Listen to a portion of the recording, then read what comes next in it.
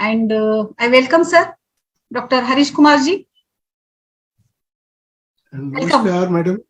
नमस्कार सर, नमस्कार. तो स्वागत है आपका इस फाउंडेशन डे के वर्चुअल सेलिब्रेशन प्रोग्राम में and I request you to guide our vaidyas and sir is also spreading Ayurveda world wide.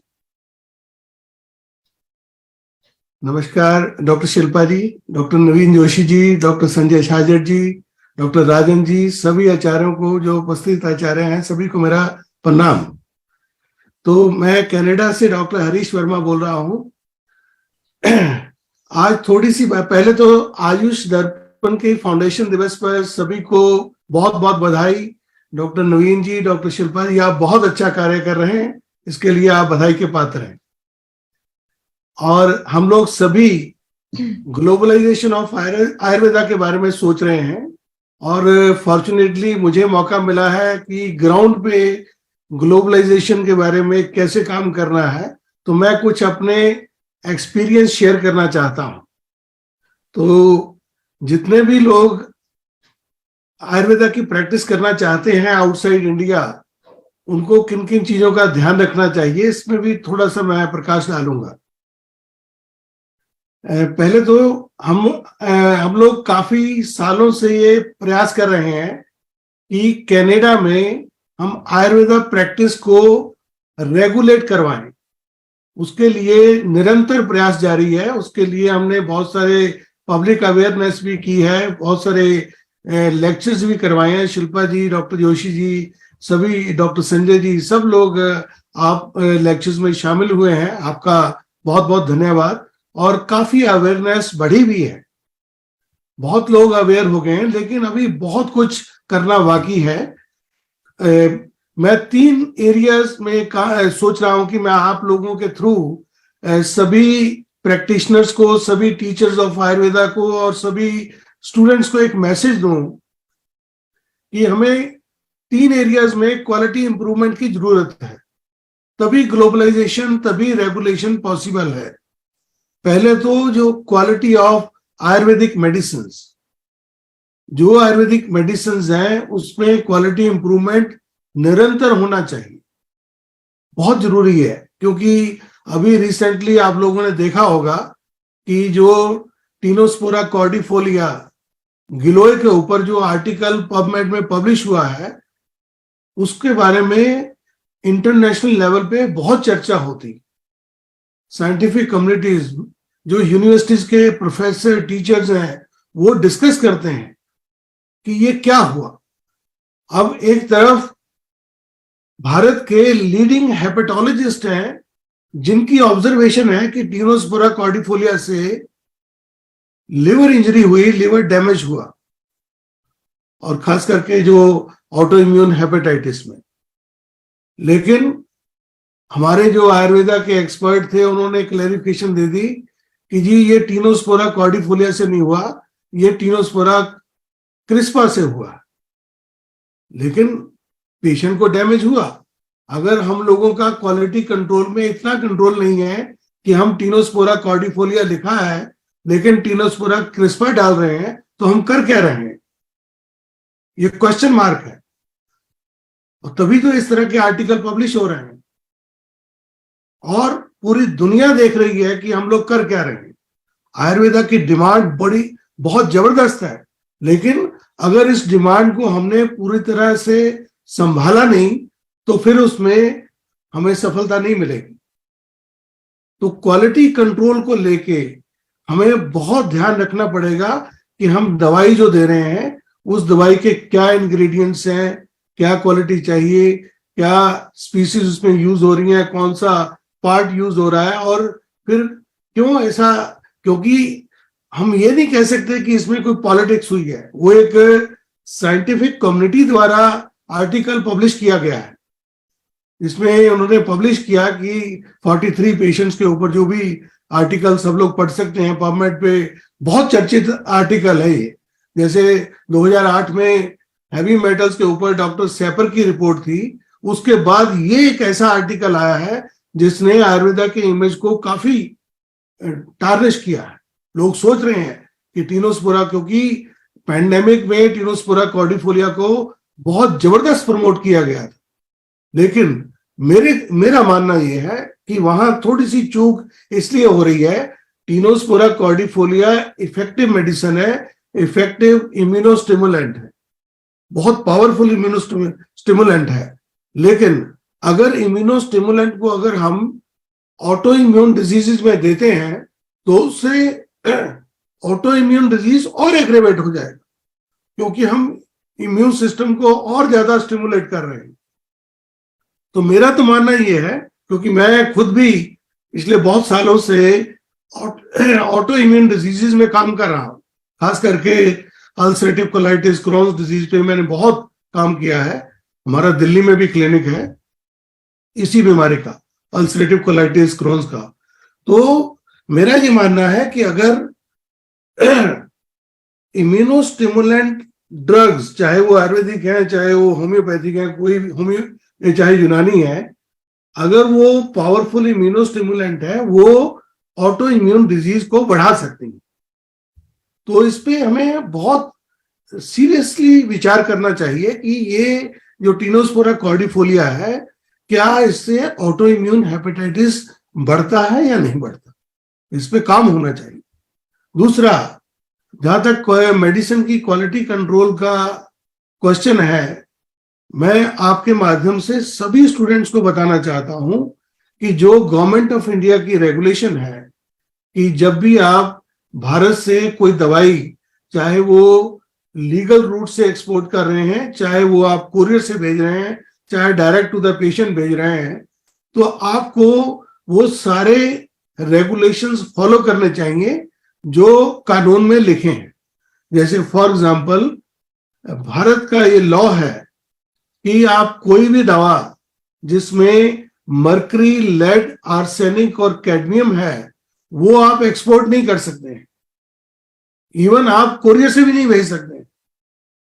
तो इसके लिए सभी चिकित्सकों को ध्यान रखना चाहिए, क्योंकि मान लीजिए आप अपने पेशेंट को अमेरिका में कोई रस औषधि भेज रहे हैं और उस पेशेंट को कोई ना कोई प्रॉब्लम आ जाए, और अगर वो पेशेंट हॉस्पिटल में एडमिट होता है, वहां उसकी जांच होने के बाद वो कहेंगे जी देखिए पेशेंट की जो दवाई ये खा रहा था, जैसे पहले हुआ 2008 में डॉक्टर सैपर ने जो रिसर्च करके फाइंड आउट किया कि आयुर्वेदिक दवाइयों में बहुत ज्यादा हैवी मेटल यूज होते हैं, आप सब लोगों को मालूम है वो सारा कुछ। तो उसी तरह से अब भी बार बार खबरें आती रहती हैं, अगर आप इंटरनेट पे देखें तो बहुत उसमें चर्चा रहती है कि जो इंटरनेट से मेडिसिन आ रही हैं इनमें हैवी मेटल्स होते हैं। इन लोगों को, वेस्ट में लोगों को नहीं पता है कि मरकरी जो आयुर्वेदा में यूज होता है वो किस तरह का मरकरी है, ये लोगों को नहीं पता है। इनको नहीं पता कि आप लेड कैसे यूज करते हैं, इनको नहीं पता कि आर्सेनिक आप कैसे यूज करते हैं। तो इसलिए तभी लॉ बना है, और लॉ भी है इंडिया में, आप नहीं भेज सकते हैं कोई भी दवाई जिसमें मरकरी, लेड, आर्सेनिक और कैडमियम होता है। तो इसके लिए क्वालिटी कंट्रोल बड़ा इंपॉर्टेंट है। उसी तरह मेडिसिन में माइक्रोब्स की भी लिमिट है। मेडिसिन, आयुर्वेदिक मेडिसिन में, क्योंकि हमारी दवाइयों में एक तो वो नेचुरल प्रोडक्ट्स होते हैं, नेचुरल प्रोडक्ट्स में खास करके हर्ब्स में माइक्रोब्स का कंट्रोल करना बहुत ही मुश्किल काम होता कहीं ना कहीं। और फिर हमारी जो मैन्युफैक्चरिंग प्रोसेस होती है वो भी एक खुले में होती है। बहुत सारे लोग गोलियां बना के धूप में सुखाते हैं, तो उससे माइक्रोब्स में, फंगस का, उसमें बैक्टीरिया का आना कई बार बहुत चांसेस बढ़ जाते हैं। उसके लिए बहुत ध्यान रखना पड़े कि आपकी दवाइयों में कोई भी माइक्रोब्स की कंटेमिनेशन ना हो, फंगस, बैक्टीरिया, वायरस, किसी तरह की माइक्रोब्स भी आपकी दवाई में नहीं होने चाहिए। So metal free medicine, microbes free medicine, और उसके बाद कोई भी केमिकल जो खास करके, क्योंकि ये भी एक आयुर्वेदिक दवाइयों के ऊपर ये भी एक एलिगेशन लगता है कि बहुत सारी दवाइयों में कई लोग स्टीरॉयड जैसी दवाइयों को मिक्स करके बाहर भेजते हैं। तो इसका भी हमें ध्यान रखना है। अगर कोई इस तरह की प्रैक्टिस करता है तो उसको रोकना है, हम सब लोगों को प्रयास करना है। तो ये तो मेडिसिन की क्वालिटी कंट्रोल का मैंने 3 पॉइंट आपको बताए हैं कि आप हैवी मेटल्स, माइक्रोब्स की कंटेमिनेशन और केमिकल्स की जो प्रेजेंस है, इनको रोकिए। इसके बाद जो दूसरा पॉइंट है वो है एजुकेशन का। एजुकेशन में आयुर्वेदा की आप देखिए, वेस्ट इंडिया में तो आयुर्वेदा रेगुलेटेड है। ये आयुर्वेदा की जो एजुकेशन है उसमें BMS, MD, PhD कोर्सेज चल रहे हैं, और central council of Indian medicine जो आजकल कमीशन बन गया है वो इसे रेगुलेट करता है। इंडिया में तो कोई प्रॉब्लम नहीं है, लेकिन आउटसाइड इंडिया, खास करके वेस्ट में, US, कनाडा, यूरोप, UK में रेगुलेशन ना होने की वजह से यहाँ हर व्यक्ति अपने तरीके से कोर्स फ्लोट करके बैठा है। कोई 200 घंटे का कोर्स करवा रहा है, कोई 300 घंटे का, कोई 500 घंटे का, कोई 1000 घंटे का। वो सब कहते हैं कि जी आप हमारे पास आके पढ़िए और अपनी प्रैक्टिस करिए, क्योंकि रेगुलेटेड है नहीं। इसके लिए उसमें जो एक स्टैंडर्ड नहीं है। तो इसके लिए कम से कम भारत सरकार को एक स्टैंडर्ड तय करना चाहिए कि आयुर्वेदा की एजुकेशन आउटसाइड इंडिया, उसका क्या स्टैंडर्ड होना चाहिए। इसके लिए WHO ने प्रयास किया, लेकिन वो 3000 से शायद 5000 घंटे का कोर्स है। उतना कोर्स लोग यहाँ पर कोई अफोर्ड नहीं करते हैं लोग, और ना, क्योंकि आयुर्वेदा अभी बहुत ही बडिंग स्टेज में है, बहुत ही स्टार्टिंग स्टेज में है। तो इसके लिए मुझे लगता है कि हमें एक डिप्लोमा कोर्स फ्लोट करना चाहिए। गवर्नमेंट ऑफ इंडिया को चाहिए कि एक डिप्लोमा कोर्स, छोटा कोर्स पहले फ्लोट करें, क्योंकि हमारे पास एक मॉडल है जिसको हम लोग प्रैक्टिस कर सकते हैं। आप लोग थोड़ा सा सोचिए, जब होम्योपैथी भारत में आई थी जर्मन से, इन लोगों ने एक होम्योपैथी का डिप्लोमा शुरू किया। डिप्लोमा जब कामयाब हो गया, उसके बाद इन्होंने डिग्री शुरू की। अब इसमें MD, PhD भी होती है। तो इसी तरह अब आप आउटसाइड इंडिया जब आप आ रहे हैं, तो आप एक पहले छोटा एक डिप्लोमा कोर्स बनाइए, उसमें वो दवाइयां इंट्रोड्यूस करिए जिसमें मेटल नहीं है, जिसमें कोई रिस्क ना हो। जैसे छोटी छोटी दवाइयां जो ट्रेडिशनल आयुर्वेदिक मेडिसिन हैं, जैसे त्रिफला चूर्ण है, त्रिकटु है, इंग्वास्टक चूर्ण है, कुमारी आसव है, इस तरह की छोटी छोटी दवाइयां जिसमें कोई रिस्क नहीं है। और फॉर्चुनेटली ये दवाइयां आजकल इंडियन ग्रोसरी स्टोर्स पे अवेलेबल भी है। जितनी ट्रेडिशनल मेडिसिन है बिना मेटल वाली, वो अवेलेबल भी है। तो इन चीजों को पढ़ाने के लिए हमें एक डिप्लोमा कोर्स फ्लोट करना चाहिए। इसमें गवर्नमेंट ऑफ इंडिया को आगे आना चाहिए, और आप लोगों के माध्यम से मैं ये एक मैसेज भी देना चाहता हूं भारत सरकार को कि एक डिप्लोमा कोर्स प्लान करें जो कि यूनिवर्सल हो, जो कि कनाडा, UK, US और पूरे वेस्ट में एक जैसा कोर्स हो। ये आयुर्वेदा की एजुकेशन के बारे में स्टैंडर्डाइजेशन होनी चाहिए भारत से बाहर। और तीसरा, रिसर्च। आयुर्वेदा के ऊपर जो रिसर्च हो रही है, अब जितने मेडिकल रिसर्चर्स हैं पूरी दुनिया में, वो आयुर्वेदा की तरफ इंटरेस्ट रखने लगे हैं। बहुत बहुत जबरदस्त इंटरेस्ट है, क्योंकि उन लोगों ने देख लिया उनके पास सॉल्यूशंस नहीं है। एलोपैथिक साइंस में बहुत सारी बीमारियां आप सब जानते हैं, 80% क्रॉनिक डिजीज होते हैं, 20% एक्यूट डिजीजेस होते हैं। तो 80% क्रॉनिक डिजीजेस का कोई सॉल्यूशन ही नहीं है। अगर किसी को एक बार कोई डिजीज शुरू हो गई, वो सालों साल चलती रहती। कोई ऑटो इम्यून डिजीज स्टार्ट हो गया, रोमेटॉइड आर्थराइटिस है, पेशेंट ठीक तो होना नहीं। ल्यूपस है, पेशेंट ठीक होता नहीं है। वाइटिलिगो है, सोराइसिस है, अल्सरेटिव कोलाइटिस है, क्रोन्स है, मल्टीपल स्क्लेरोसिस है, जितनी भी ऑटो इम्यून डिजीजेस हैं, कहाँ सोल्यूशन है इनके पास? सोल्यूशन आयुर्वेदा में है।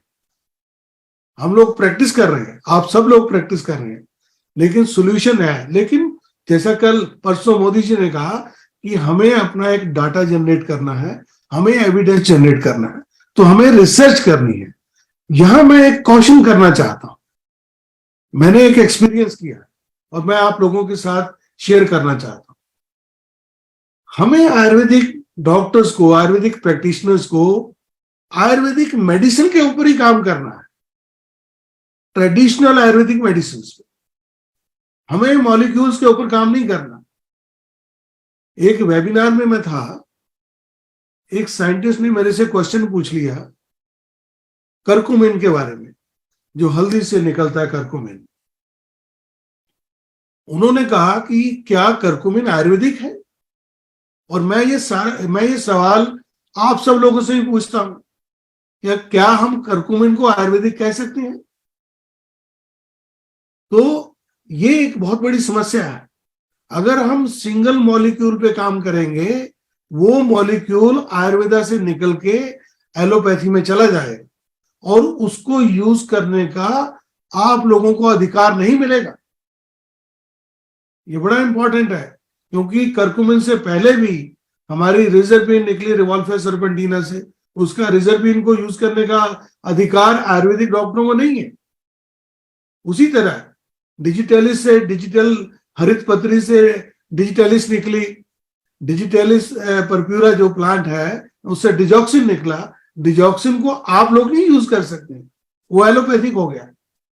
उसी तरह अगर हम अपनी ट्रेडिशनल मेडिसिन, हमने हरिद्रा खंड पे काम करके उसको नैरो डाउन करके एक मॉलिक्यूल तक पहुंचे, मॉलिक्यूल के बाद उस पर रिसर्च होने के बाद करकुमिन बाजार में आया। अब करकुमिन को वो कहते हैं करकुमिन तो आयुर्वेदिक है नहीं। तो हमें किस तरह की रिसर्च करनी चाहिए? हमें तो ट्रेडिशनल आयुर्वेदिक मेडिसिन पे ही रिसर्च करनी है। मेरा मानना ये है कि हमें अपने जो आयुर्वेदा के ग्रंथ हैं, इसमें जितने योग बताए गए हैं, हमें पूरे योग को एज सच लेना है। हमने 2-3 दिन पहले मंजिष्ठादिक वात पे एक लेक्चर करवाया, उसमें बहुत क्लियर था कि मंजिष्ठादिक वात एज सच ही काम करता है। अगर हम इसमें से मंजिष्ठ निकाल के अलग यूज करें, उसके साइड इफेक्ट्स हैं।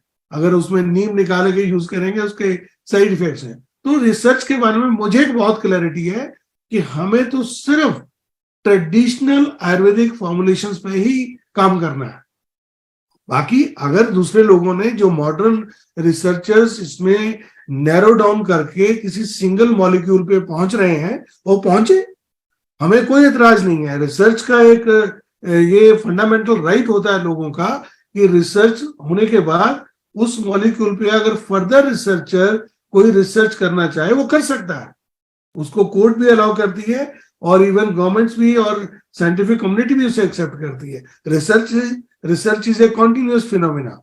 लेकिन हमें तो अपनी मेडिसिन के ऊपर जो फॉर्मुलेशन हमारे आचार्यों ने, हमारे बुजुर्गों ने बनाए, उन्हीं के ऊपर हमें काम करना है। जैसे चंद्रप्रभा वटी है, हमें चंद्रप्रभा वटी को ही देखना है, उस पर काम करना है और उसमें इंप्रूवमेंट करनी है। पीछे हमने चंद्रप्रभा वटी के ऊपर लेक्चर करवाया, तो उसमें हमें क्लैरिटी नहीं हो रही थी कि इसको हम कैसे प्रोजेक्ट करें। इतनी वेग इंडिकेशंस उसकी हैं। तो धीरे धीरे ब्रेनस्टॉर्मिंग होते होते हम एक कंक्लूजन पे पहुंचे कि चंद्रप्रभा वटी जो है, ये डायबिटीज के मरीजों में, खास करके जो प्री डायबिटिक पेशेंट हैं, जिनको डायबिटीज आगे चल के होने की संभावना है, उनमें ये एक प्रिवेंटिव मेडिसिन के तौर पे काम कर सकती है। तो उसके ऊपर जब हमने विचार किया और बहुत सारे लोगों ने बताया कि हम तो इसको एज प्रिवेंटिव मेडिसिन यूज करते हैं, तो इस तरह हमें एक कंक्लूजन निकालना चाहिए कि हमें अपनी दवाइयों को कैसे यूज करना है, क्या इंडिकेशंस होनी चाहिए। तो इस तरह के मेरे आज 3 सुझाव थे। मुझे लगता है मैं ज्यादा टाइम ले गया, शिल्पा जी, अगर मैं ज्यादा टाइम ले गया इसके लिए क्षमा के मेरे तरफ से आई अपोलोजाइज। तो बहुत बहुत धन्यवाद सभी लोगों को। आयुष दर्पण के फाउंडेशन दिवस पर बहुत बहुत शुभकामनाएं। धन्यवाद।